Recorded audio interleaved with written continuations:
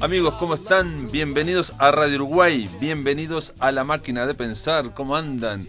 19:04, arranca La Máquina este lunes, un lunes muy caluroso, un lunes navideño, una semana navideña, vamos a decirlo la verdad, esto nadie lo debe haber dicho en los medios de comunicación, esta semana es Navidad, mañana es Nochebuena y pasado Navidad, y hoy vamos a estar hablando a La Máquina de Pensar de un libro de cuentos muy importante, muy interesante de Blilio Luraski, y también de un documental que acaba de estrenarse la semana pasada en la Facultad de Información y Comunicación, en la FIC. Quiero decir antes que arrancamos La Máquina de Pensar con Javier Lasval en controles de emisión, ¿cómo le va Javier? Y con Carolina Cuadro en la producción del programa. Y ahora sí, vamos a darle la bienvenida, vamos a decirle bienvenida a Montevideo a la escritora y realizadora Patricia Rivero. ¿Cómo andás, Patricia? ¿Andás bien? Hola, buenas tardes. Ando bien con este calorcito en Montevideo. Patricia Rivero vive en Río de Janeiro y por eso ahora no extraña Río de Janeiro en este momento. No extraño, por eso y por otros motivos no extraño. Uh-huh. Patricia, vos la semana pasada viniste aquí, bueno, no sé si viniste solo la semana pasada, Vine. Capaz que estás Vine la semana tiempo, pasada, ¿no? Y porque en la FIC se hizo un estreno de La Droga Principal. Es un documental que dirigieron, dijiste vos, y Silvana D'Amicos. Silvana D'Amicos. Vos hiciste la producción, el guión lo hicieron entre las dos, y esto fue editado en Estados Unidos. Sí. ¿Cómo es esta historia? La Droga Principal, obviamente me faltó decir que habla sobre la legalización del cannabis en Uruguay. Sí, exactamente, sí. Uh-huh. Bueno, ¿cómo es? Es un documental hecho por dos hermanas, a pesar de que los nombres aparecen diferentes y parece que somos de familias totalmente diferentes, pero somos hermanas, Silvana y yo. Ella vive en Estados Unidos y yo vivo en Brasil ya hace 25 años, o sea, más de la mitad de mi vida. Uh-huh. Para no delatar la edad. Digamos, sí, exacto. Pero tenés un acento medio brasilero, ¿no? Y bueno, lo habrán dicho, ¿no? Los uruguayos insisten con eso. Sí, y los cariocas te dicen que pareces uruguaya. Los cariocas sienten el acento que viene de otro lugar. Algunos cariocas me confunden con portuguesa también. O con Río Grande. O con Río Grande. Gaúcha. Exacto. Pero más con portuguesa, no sé por qué. No, y bueno, debe ser cómo me sale el acento, ¿no? En cada lugar. Vos sabés que me han dicho varias veces, esto no tiene nada que ver, que Uruguay y Montevideo tienen mucho que ver con Lisboa y Portugal.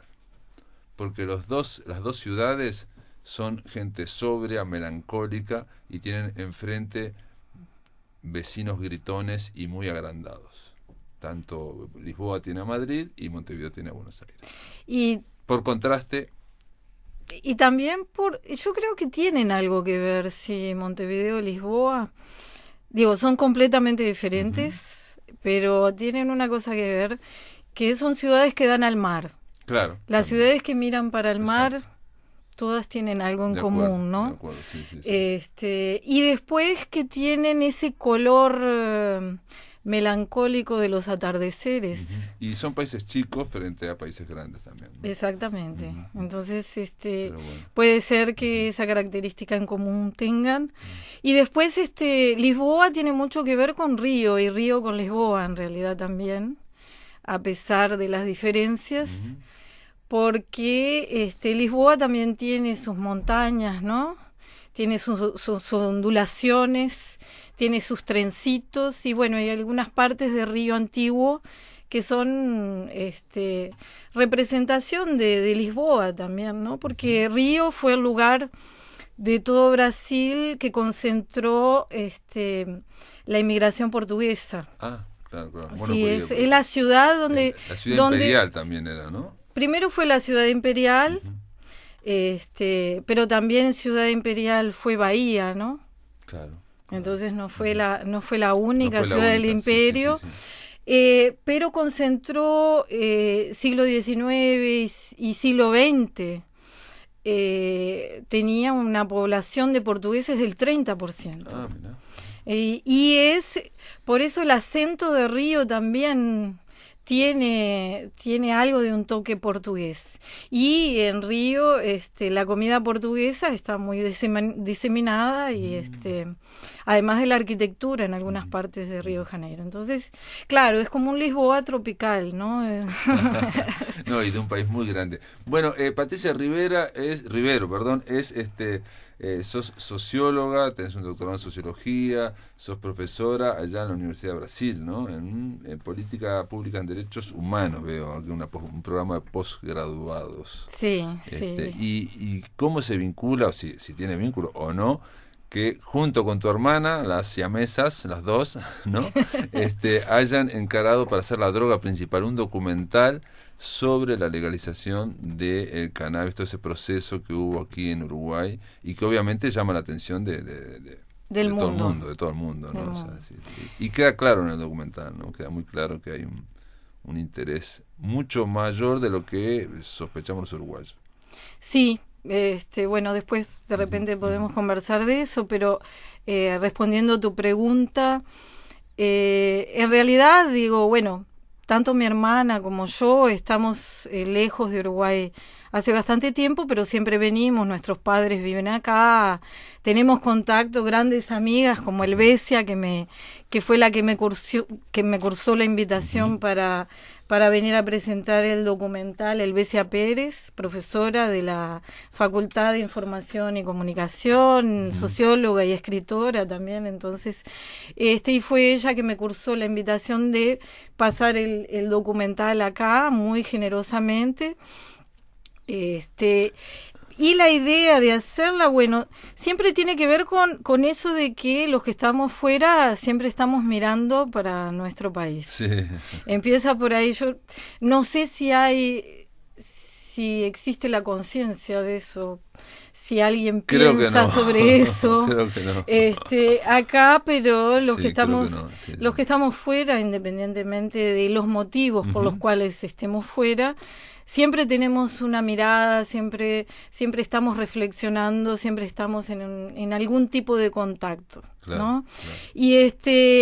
Y mi hermana está haciendo una maestría en artes visuales. Ella ya es artista plástica, e inclusive se formó en artes plásticas y en escultura por la Universidad Federal de Río, y después, se casó con un norteamericano, vive en Estados Unidos y está estudiando artes visuales en City University of New York, CUNY, que es un lugar que trabaja con documentales políticos y sociales, de contenido político y social. Y yo, por otro lado, sí, soy socióloga, hice la graduación acá, y después maestría, doctorado, todo lo que es posgraduación en Río, en Río de Janeiro, también en Francia, una parte, y bueno, y trabajo actualmente dentro de la Universidad de Río de Janeiro con derechos humanos, con políticas públicas en derechos humanos. Y trabajé durante mucho tiempo estudiando la violencia armada, el tráfico de armas. Trabajé intensamente en la campaña del desarmamento, también en Río.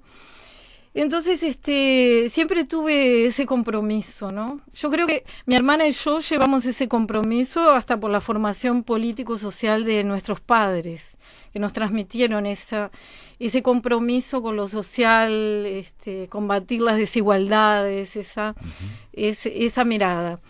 Y el tema de la regulación de la cannabis, como tú decís, es uno de los temas que ha colocado Uruguay en el foco del mundo. Yo no sé si Uruguay también tiene conciencia de eso, ¿no? No, yo creo que no, tampoco.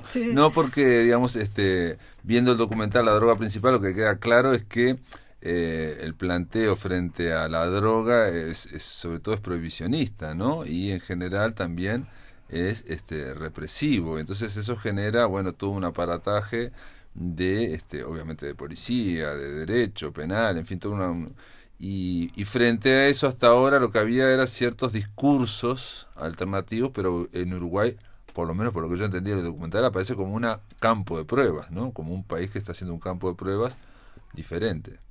Sí, efectivamente, Uruguay, también por la dimensión del país, es un lugar que puede ser un laboratorio lugar, social. Un laboratorio, sí, porque vos podés controlar varias...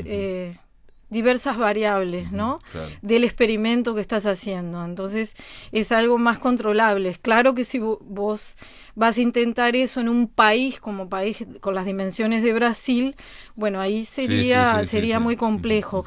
Pero ese tipo de experimentos a nivel de control de drogas o de política de drogas han sido puestos en práctica, por ejemplo, en ciudades, que también tienen una dimensión menor, o en países chicos. Hablábamos de Portugal ahora, ¿no? Holanda también, ¿no? Holanda. Entonces, Portugal también tiene una política de drogas muy abierta, muy liberal. ¿Ah, sí? Sí, no solo... La mencionan en el documental, pero la mencionan de pasada, Calzada, el sociólogo. Sí, sí. Pero no conozco nada de Portugal. Yo Bueno, tiene Portugal, y ya hace bastante tiempo, tiene una política de consumo y de comercio de drogas que no está restricta solo a la cannabis, sino que el mercado está abierto a las otras drogas. Y una política... Pero no está penalizado, digamos. No están penalizados y está permitido, solamente tiene un control, digamos, de salud y sanitario en relación al consumo de drogas. Y no solo de cannabis, sino de un amplio espectro de sustancias. Y ese control pero sanitario no lo hacen sobre las sustancias, porque si, digamos, se vende privadamente, no es estatal como acá, me imagino. No. Uruguay tiene esa característica que es muy uruguaya también, yo creo. Porque no solamente es estatal, sino que, digamos, las empresas que hacen el cannabis aquí también están controladas y hay una especie tampoco hay una gran competencia, porque son 2 o 3, pero están todas con un modelo y con un precio y está todo controlado. Sí, ahora hay más de 2 o 3. Cuando nosotros iniciamos el documental, que fue en 2017, había, creo que eran 3, eran 3 exactamente. Pero igual, digamos, ahora no importa la cantidad de empresas, si tienen que hacer siempre el mismo producto envasado con las mismas características y a un precio que ya está fijado. Sí, lo que pasa es que Uruguay... Y con un control sanitario también sobre... Exacto. Uruguay, primero, esa cosa de la tradición estatista, que no es solo en relación a la cannabis. La tradición estatista uruguaya viene, ¿no?, de la cultura política de Uruguay, ¿no?, se remite. Entonces, Uruguay ya tiene una forma institucional de funcionamiento que siempre tiene como referencia al Estado. El Estado es importante para la gestión de cualquier política. Entonces, eso es un aspecto. El otro aspecto es que sí, específicamente en relación a la cannabis, el hecho de que haya un control por parte del Estado, inclusive en la producción, que después esa producción va a generar la venta en farmacias, porque en realidad cuando hablamos de las empresas reguladas por el Estado, estamos hablando de las empresas que van a abastecer la venta en farmacias. En la producción. Ese tipo de producción sí está controlado. ¿Y por qué? Eso tiene un motivo, ¿no? Y el motivo principal es que vos, cuando se abre al consumo, el consumo de cannabis, tú tenés que lograr un tipo de producto que sea seguro para el consumidor. ¿Y qué significa seguro en el caso de la cannabis?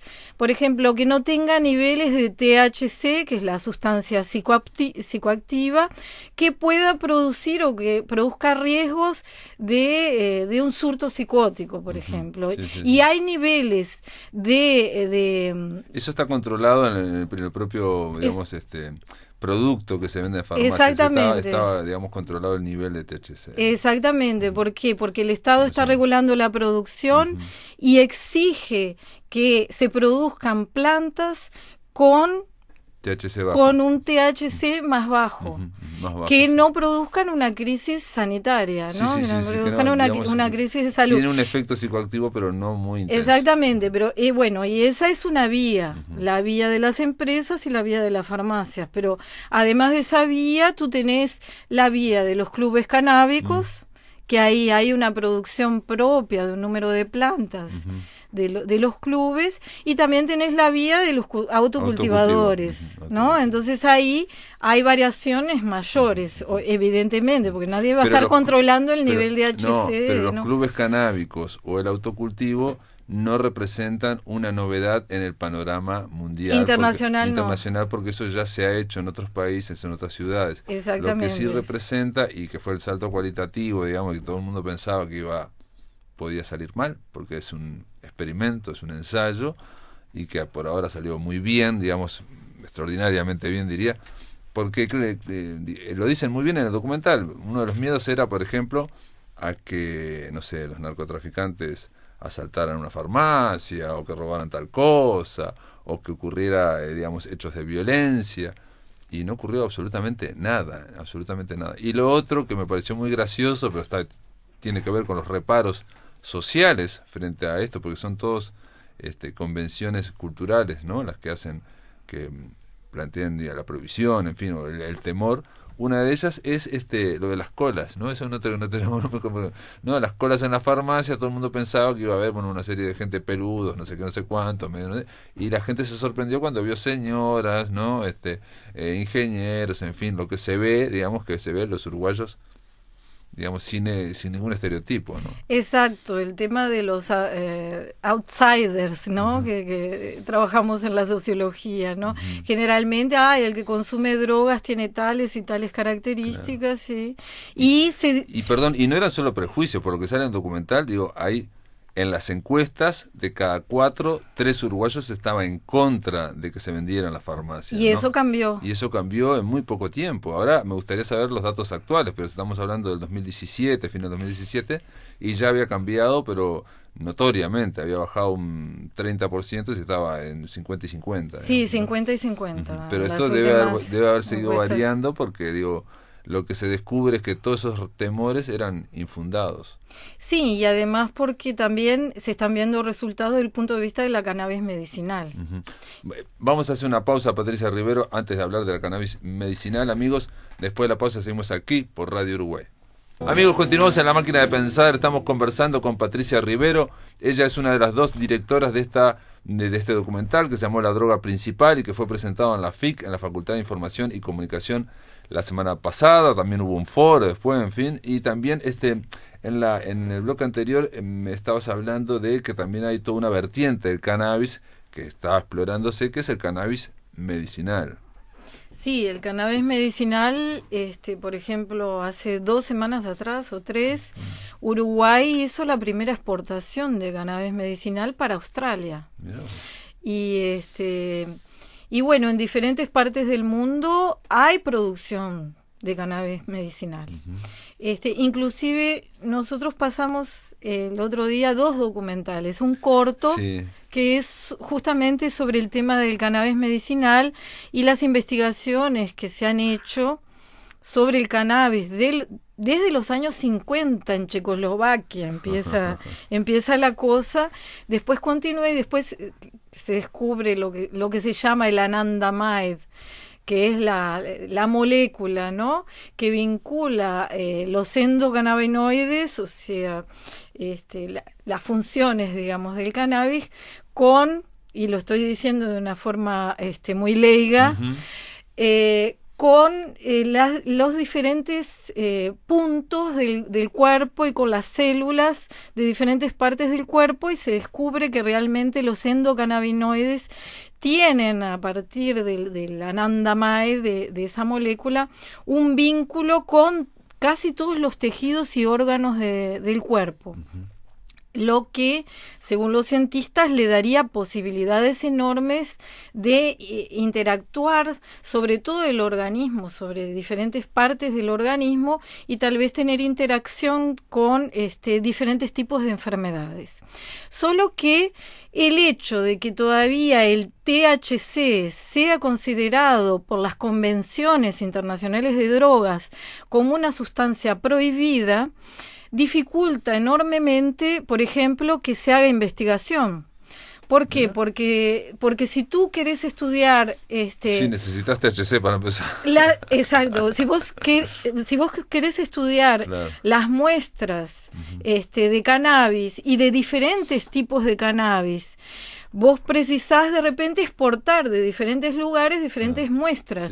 Y como es considerado una droga prohibida, no se puede exportar. Entonces, los propios científicos en el mundo que están investigando no puedes comprar distintos países y traértelo, porque no se puede. Digamos, no hay un comercio fluido y legal, sino que sería algo así como muy especial. Exactamente, y lo que genera una gran contradicción en relación a otro tipo de medicamentos, porque por ejemplo el científico que nosotros entrevistamos, que es un señor checoslovaco, es de Checoslovaquia y después de la caída del muro y de la Unión Soviética y tal, él se muda para Israel, donde están los centros de investigación más avanzados sobre cannabis medicinal. En realidad los israelenses, Meshulam, Bill Devine, ¿no? Son los grandes investigadores de las propiedades de la cannabis igual medicinal. Ahora en Montevideo por lo menos el aceite canábico está bastante ahora yo tengo uno en mi mochila acá, digamos, y esta exportación que hizo Uruguay, ¿de qué es también? Digamos, dice medicina cannabis medicinal. Sí, yo no sé específicamente de qué es, porque yo lo vi en la página del IRCA, ¿no? Aquí en la página del IRCA están todas las informaciones, es una página muy, muy transparente, pero bueno, ya es... Ahora... lo que se preguntan los cientistas es lo siguiente. Bueno, en 1920 se descubre la cortisona y el opio, digamos, y enseguida al año siguiente se crea la morfina. Entonces los laboratorios empiezan a producir morfina basados en el opio. Cuando el opio está dentro de las sustancias prohibidas. Y la morfina circula dentro de todos los espacios y la industria farmacéutica la produce. En 1937 se descubre, la cortisona, al año siguiente se empieza a producir medicamento de cortisona y no hay problema. En 1990 se descubre, ¿no? Las propiedades de la cannabis y hasta hoy la cannabis es una sustancia prohibida, lo que limita justamente la creación de más medicamentos. Entonces, ¿cuál es el problema ahí, no?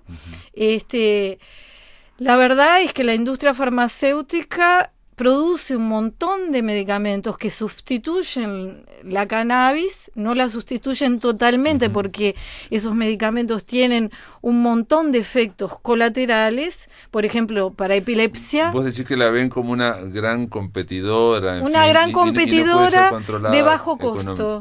Bajo costo. Una gran competidora de bajo costo. Entonces ellos ganan mucho más con los otros medicamentos que producen para epilepsia, que producen para nevralgias, para otro tipo de problemas y que con cannabis. Patricia, y estos dos documentales, tanto La droga principal como Anandamide es el otro, digamos, que es la medicina canábica. ¿Dónde pueden verse? ¿Hay algunas posibilidades o pensaste para acá, para Uruguay? Sí, ahora estamos haciendo una difusión para algunos medios de comunicación y para cientistas, para científicos, para el ambiente académico, a partir del Vimeo. Ajá, sí, que es una plataforma como YouTube. Sí, exactamente, es menos abierta que el YouTube. Perfecto, hay que tener una seña, contraseña, y lo estamos disponibilizando a todos los grupos de discusión, académicos, a todas las personas interesadas que quieran difundirlo, es comunicarse y pedirnos. Perfecto. Bueno, entonces aquellos que les interese el tema nos pueden escribir a nosotros, a La Máquina de Pensar, que ya saben que es @dinet.com.uy, y se pueden poner en contacto vía Facebook, y nosotros vamos a poner en contacto con Patricia Rivero para que les pase la contraseña, en fin, para que puedan ver, puedan acceder si quieren, ¿no? Nosotros mismos. Bueno, muy bien. Pasar, Muchas gracias, Patricia. Sí. Bueno, entonces queda planteado. Reitero, Patricia Rivero, directora y productora, y guionista también junto con Silvana D'Amico, de este documental que se llama La droga principal y que tiene que ver con el proceso que no ha terminado, que sigue sobre la legalización del cannabis en Uruguay, sobre todo la venta en farmacias, que ha sido, reitero, que ha sido un éxito, cosa que no se sabía, y sobre todo también el tema de mover, también se explica, eso no lo hablamos ahora, el tema financiero y cómo también esto generó ciertas represalias, en fin, que hubo que buscar canales financieros para que se pudieran no solo vender en farmacias, sino cobrar, y se habla de millones de dólares, porque todos los millones de dólares que pasan por las farmacias se le quitan al narcotráfico. Eso exactamente. Es muy importante. Creo que uno de los principales logros de esta política es justamente quitarle un espacio enorme al mercado ilegal. Sí. Se habla ahí de 25 millones de dólares, pero al 2017 que se habían facturado, obviamente la cifra al 2019 debe ser mayor, y toda esa facturación, digamos, y sobre todo también la cantidad de miles de personas que están inscriptas y que van a las farmacias, los números que se manejan en el documental ya son chicos. No, los números... Ya ahora en el 2019 se habla de más de 30.000, digamos. Son 47.000 inscriptos. Insorprendente. Sí, en el documental hablan de 27 o algo así. Sí, de 27 y era en 2017, claro, 2017 y en 2 años... Casi se duplicó. Se duplicó, y por eso digo, las cifras en cuanto a la facturación que se hablan dando cuenta que eran 25 millones deben ser mucho mayores, e insisto, todas esas cifras son las que se retiran, se quitan al narcotráfico. Patricia Rivero, gracias por estar en La Máquina de Pensar, y felicitaciones por el documental. Bueno, muchas gracias a ti y gracias por la invitación. Muy bien, amigos, ahora en La Máquina de Pensar vamos a cambiar de tema, vamos a darle la bienvenida. Dijimos al principio del programa que íbamos a estar hablando con Duilio Luraski. Él es un escritor que ha pasado muchas veces por La Máquina de Pensar, alguien que lleva muchos libros de cuentos, está dedicado solo al cuento. Duilio, ¿cuántos son? 14, 12 libros. Son 13 con 13 libros. Te iba a decir 13. Bueno, ¿cómo andás? ¿Andás bien? Bien, muy bien, muchas gracias por la invitación. En este caso no hay extradición para ningún delito. Esto está editado en Buenos Aires por Ediciones Encendidas. Sí. En la misma editorial que creo, porque es absurdo, ¿no? ¿No? Sí. Ese que es un libro collage. Uh-huh. Vos le decís collage, pero para mí es una microficción. Y es de microficciones. Sí, yo sé que vos sos muy partidario a la micro, que eso es microficción. Sí. Es inclasificable, ¿no? Vos mismo dijiste inclasificable una vez. Exacto, sí. Es como una miscelánea también, podría decirse, un collage. Pero es que la microficción también participa, o incluso reconoce sus orígenes en esa... en México le llaman varia invención. Varia invención, que son las misceláneas, son las cosas que son... eso, inclasificable, ¿no? Siempre estamos hablando de literatura, de textos, ¿no? Sí. Pero no se sabe si son aforismos, sentencias, qué son, ¿no? O en este caso no hay extradición para ningún delito. Vuelvo al cuento. Es cuento. Vuelvo al cuento tradicional mío incluso. Uh-huh. Y bueno, se hizo esperar. Es un proyecto que lo tengo hace tiempo, que se frustró hace unos años por motivos de que iba a ser editado en México. Porque editaste en México, perdón, eso me faltó decir. Por lo menos 2 libros, ¿no? Sí. El Café Rico en México en el 2012 y 2019, y La Última Cara en México en el 2001, ¿no? Sí, y este libro iba a ser editado en México a través de un amigo, Saúl Ibargoyen. Contacté a un editor, y por esas cosas de la vida, distanciamiento de personas y eso, quedó trunco el proyecto, y siempre lo tuve presente. Y bueno, en esta versión 2019 fueron cambiados algunos cuentos, algunos salieron, otros entraron, pero siempre conservando la característica del libro. Uh-huh.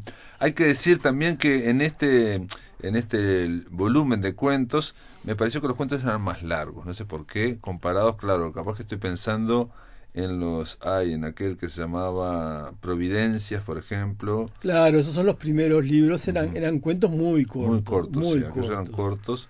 y ¿cuál más? Estación Pereira también había cuentos cortos. Había cuentos cortos y largos. Había, ¿no? de todo un poco, sí. En este caso me pareció que eran más largos. Y yo te decía que algo que me había pasado a veces con algunos otros libros tuyos, por lo menos el anterior, ¿no? ¿El anterior cuál era? Mikado. Mikado, claro, que fue editado en Linardi Rizzo. Sí, Mikado, sí, que estuvieron cuentos muy buenos ese, ¿no?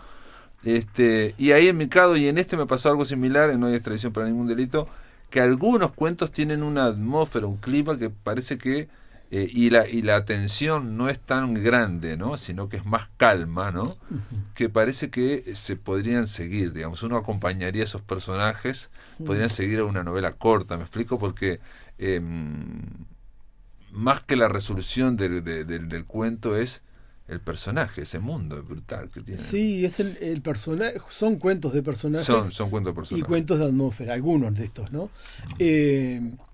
Y sí, hoy en este momento estoy con un proyecto de cuentos largos, que es otra cosa, hablaremos en su momento de eso. Claro. Pero sí, estoy siempre experimentando. Vos me conocés hace tiempo, claro, y siempre estoy inquieto, buscando nuevas formas de comunicarme.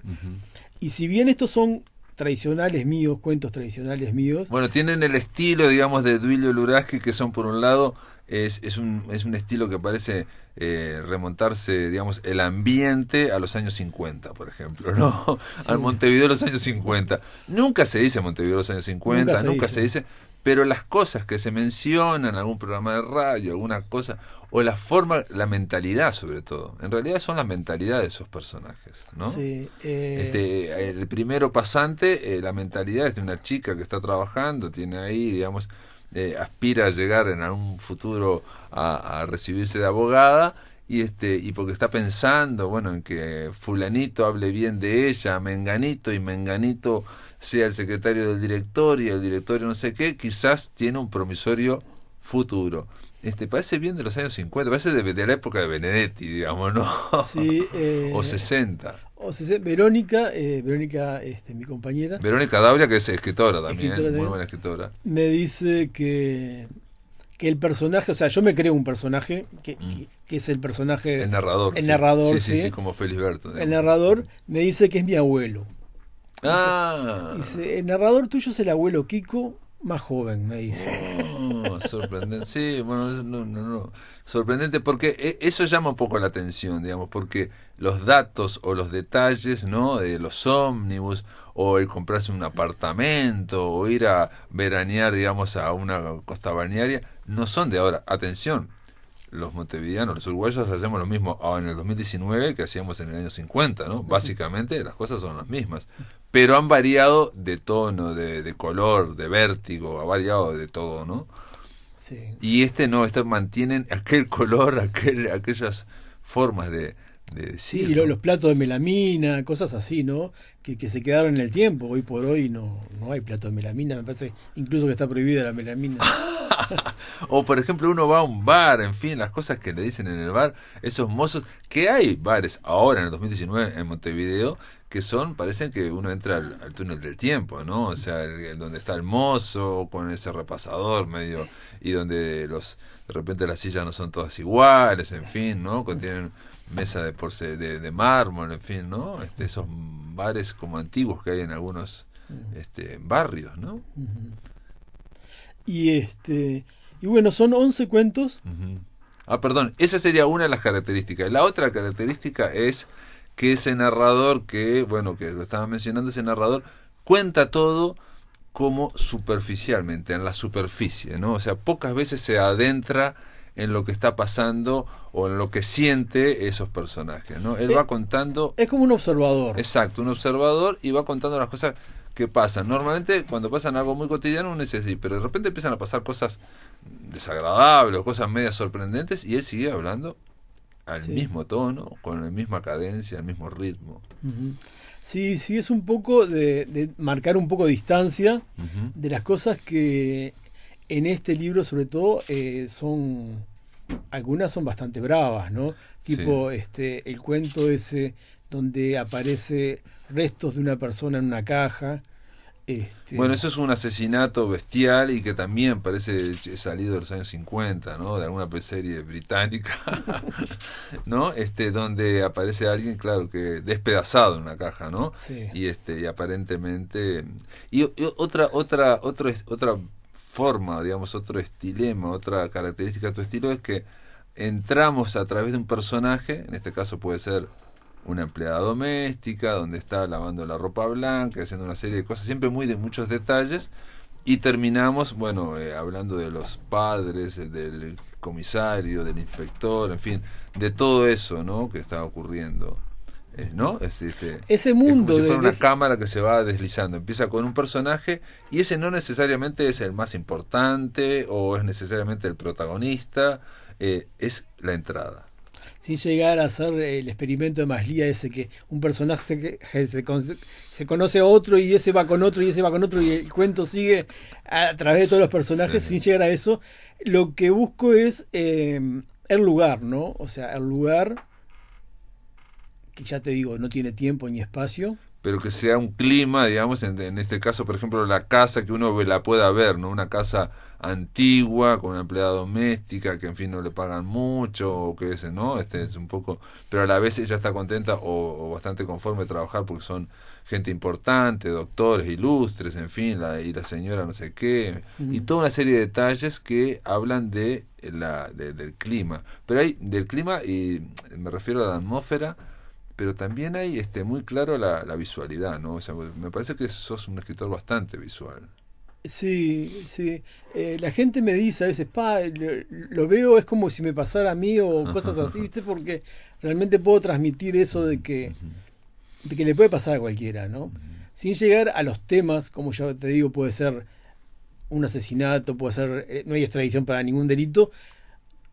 Se toma todo de una forma tan natural. Bueno, hay un caso también que no vamos a spoilear mucho, pero digo, tiene que ver con un familiar y con que está en agonía, digamos, ¿no? Y está en convalecencia, y ahí está el tema de las mutualistas, y ahí aparece siempre el aparato burocrático, ¿no? Aparece o un ente autónomo o una mutualista, pero cuando aparece esa mutualista o aparece ese ente autónomo, siempre son de los años 50, 60, ¿no? No es esa cuestión moderna que uno puede ver ahora, digamos, ¿no? De claro, timbres o de lo que fuera, o de números, en fin. Ahí siempre parece que estamos en la posguerra de la Segunda Guerra Mundial, más o menos, ¿no?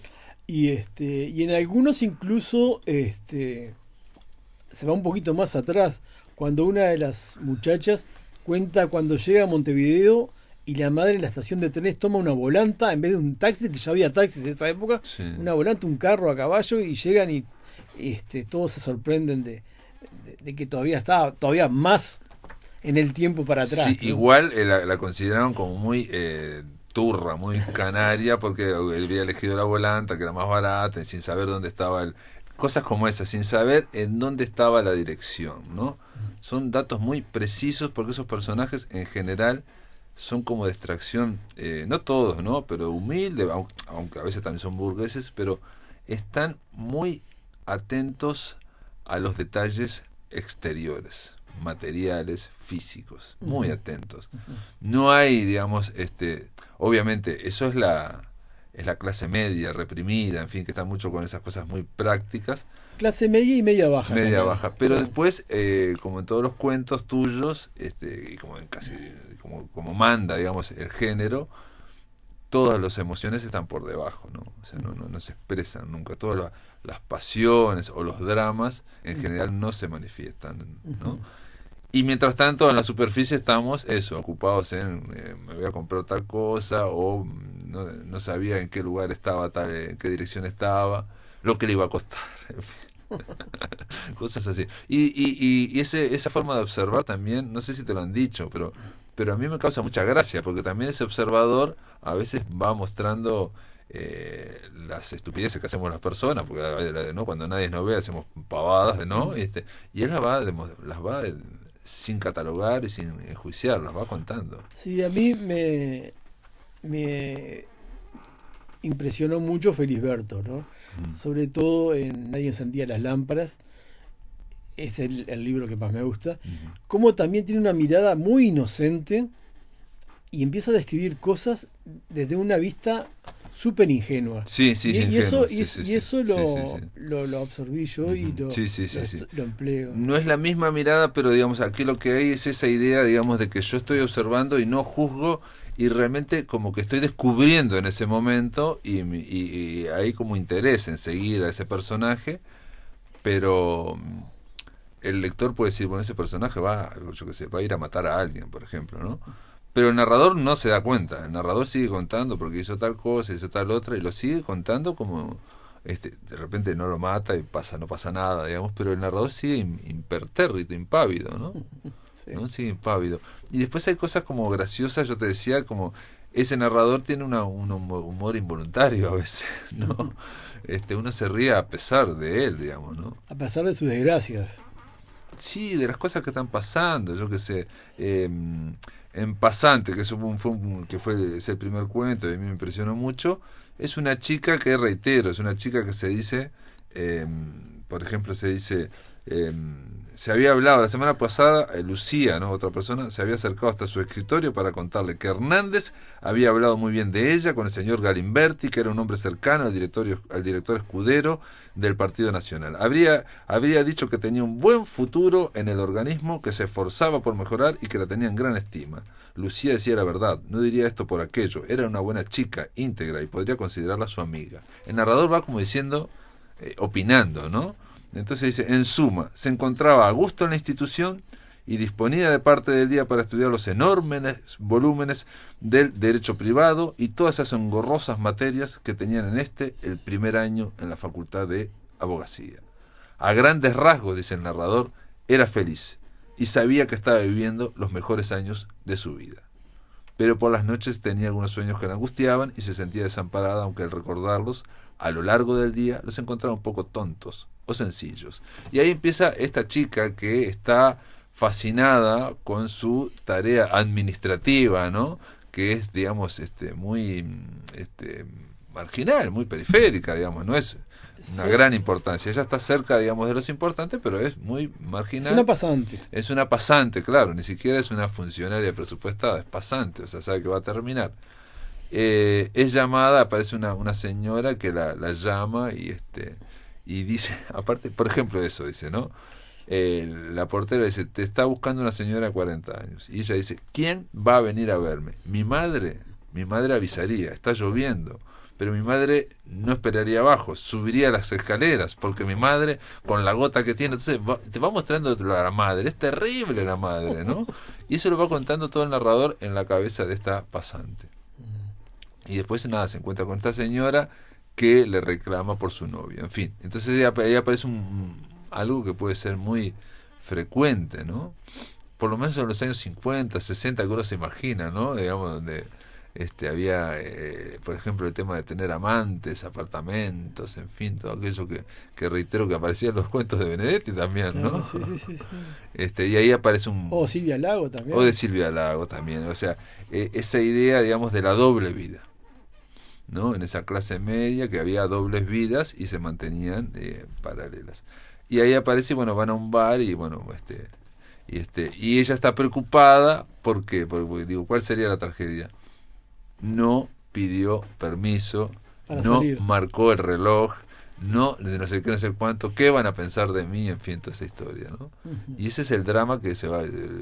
Sí, la mujer le increpa, incluso ella piensa que la va a matar, o sea, pasan cosas horribles, pero lo que más la aterroriza es que no marcó la tarjeta de salida. Claro, bueno, esa es otra cosa que juega el narrador, juega todos tus cuentos, que yo me imagino que cada lector puede tener distintas experiencias en este sentido.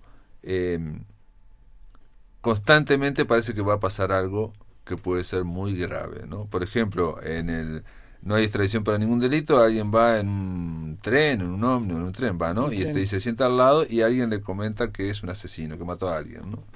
Y vos decís, bueno, ahora va a pasar algo terrible, ¿no? Y bueno, y se va. O por ejemplo, hay otro de una pelota que se pasó del muro y un niño que ese está escrito en primera persona, yo creo, ¿no? Está escrito en primera persona. En primera persona, y ahí aparece como la pelota de goma, ¿no? La pelota de trapo de Felisberto. En este caso, este niño cruza el muro, lo hemos visto en miles de películas, entra en ese lugar que es un vecindario y bueno, y cae y aparece el vecino, y el vecino es, por decirlo menos, siniestro, ¿no? Entonces está ese vecino siniestro con un niño, y el niño le dijeron, no tenés que confiar en el extraño, y el niño dice, bueno, le dice al niño, toma este medicamento, esta cucharada, y come esto.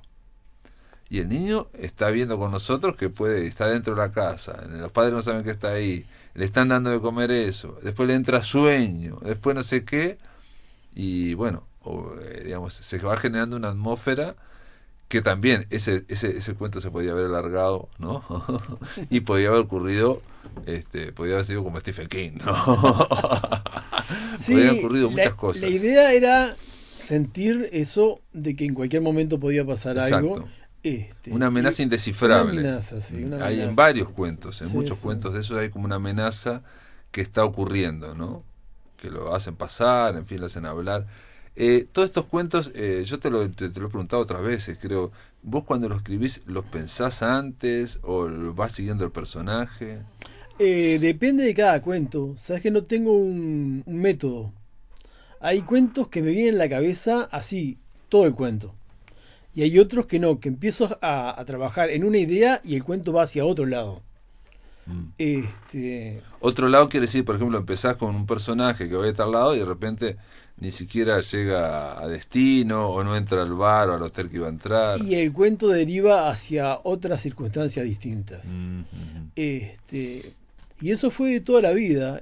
Nunca tuve un método para escribir. Y siempre lo que tuve en común es que me encanta escribir. Entonces lo hago porque me gusta. Y a veces no tengo más necesidad, tengo la necesidad, no puedo parar de escribir y estoy escribiendo. Antes escribía en papeles, en una reunión, y ahora escribo en el celular. Y me dicen, ¿qué estás haciendo? Y estoy escribiendo ideas en el celular, y antes lo hacían agendas, incluso una reunión de 5 o 6 personas, y en ese momento tengo que escribir. Y bueno.